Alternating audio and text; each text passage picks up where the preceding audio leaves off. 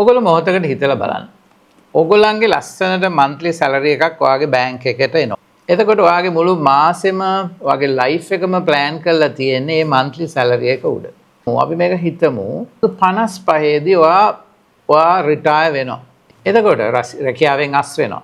ඔයා මොහොතකට හිතුවද අර ආපු salary එක අර ආපු amount එක කොහොමද දිගටම continue කරන්න කියලා. හැබැයි අපි රස්සාවලින් අස් වෙනකොට අපිට EPF කියලා ෆන්ඩ් එකක් දෙනවා. අපි සේව් කරලා තියෙනවා. හැබැයි ඒවා ප්‍රමාණවත්ද? සමහරවිට EPF ETF වගේ ෆන්ඩ්ස් මොකද වෙන්නේ?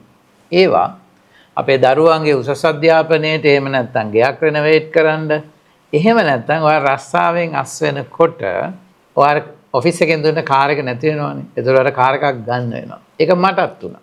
මගේ EPF එකෙන් මං කොටසක් අයින් කරන්න සිද්ධ වුණා මට වාහනයක් ගන්න. මොකද මට කම්පැනියෙන් දුන්න වාහනේ මට දීලා එන්න උනා. හිතලා බලන්න.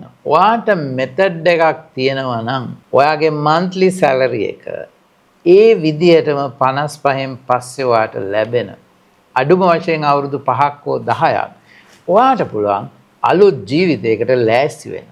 දැම්ම ඉඳලා සැලසුම් කරලා හොඳ රිටයර්මන්ට් ඉන්කම් එකක් හදාගන්න හරියට 55 වෙනකොට ඔයාට අවශ්‍ය මුදල monthly හොඳට මතක තියාගන්න monthly ඔයාගේ account එකට ලැබෙන ක්‍රමයක් හදන්න.